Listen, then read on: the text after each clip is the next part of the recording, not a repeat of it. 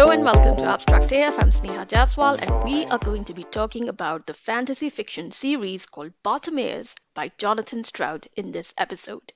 It's a trilogy that was published between 2002 and 2005.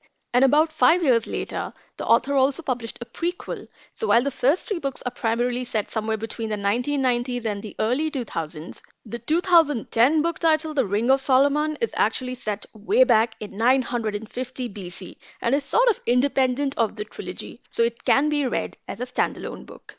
For those who have already consumed a lot of fantasy fiction series with multiple characters and complex themes, Bartimaeus can feel a little inadequate. But if you're new to the genre and haven't really explored a lot of books with magic in them, then this trilogy is definitely worth checking out. And even though they are young adult books, they're nothing like Harry Potter. For example, the Bartimaeus universe is a lot more simpler and logical than the Potter world. The basic premise is that some humans can summon demons that live in a space that is simply called the other place. It's not on Earth, it's like a parallel dimension inhabited by magical creatures. Now, these creatures can be summoned on Earth by specific incantations. When summoned, they are bound like slaves to whoever called them, unless they are dismissed from service.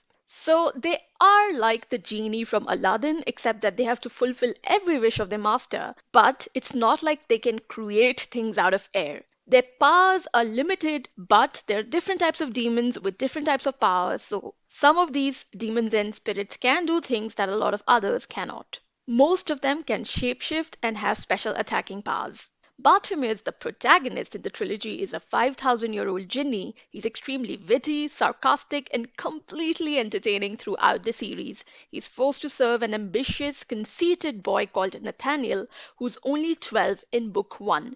In fact, the first book, which is called The Amulet of Samarkand, is the weakest link of the three novels. It was Jonathan Stroud's debut book and doesn't give a lot of space to the characters, and the climax was rushed and abrupt, but it still managed to be very entertaining for me for the sure fact that there is no unnecessary drama, it doesn't have too many characters that can confuse the readers, and neither does it have a lot of flashbacks that disrupt the pace of the storytelling. Also, I kind of enjoy having morally gray protagonists in books, so those looking for a morally strong hero will not find one. Although, actually, let me not give any spoilers, but yeah, there is somebody that appears in the later books quite admirable.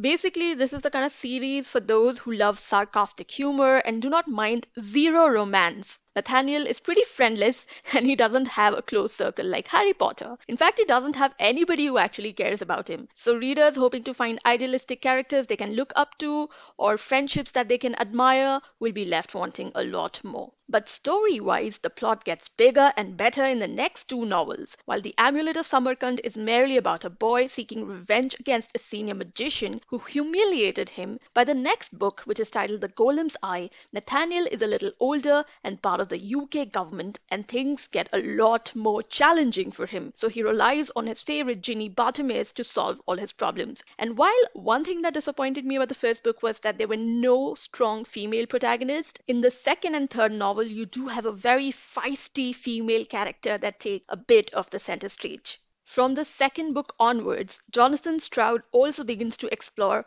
class struggles through his world of demons and magicians. Here, the British Empire is still very much alive and thriving, or well, at least trying to thrive. The seat of power is obviously located in London, where the government is run by a bunch of greedy magicians. In fact, the entire ruling class in the UK comprises of magicians, and the commoners are folks who don't know how to summon spirits and make them do their bidding. So there's a strong theme of these commoners versus magicians, much like the ruling class versus the working class in real life. Anger simmers within the large non-magician population in the empire over the way they are treated like third-class citizens by magic-wielding men and women. And then Stroud also looks into the dirty power struggle that exists within the political class. What I liked best was how the author weaves in real historic characters into the story and also gives readers some very intriguing fictional historic chapters by way of flashbacks. Because remember, I said Bartimaeus, the protagonist, is 5,000 years old and serves some very powerful men and women throughout the ages.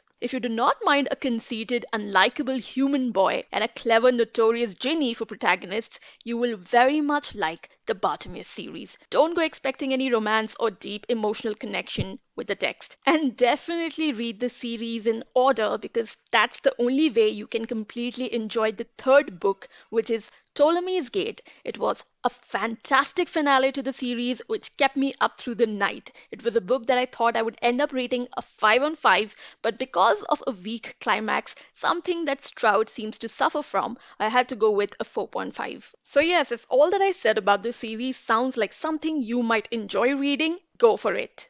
That's all for this episode. Talk to you in the next one.